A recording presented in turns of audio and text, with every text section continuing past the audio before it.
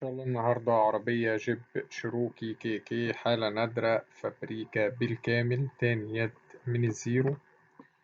سعر إن شاء الله المطلوب في العربية 680 ألف جنيه. رقم التليفون هيظهر في آخر الفيديو.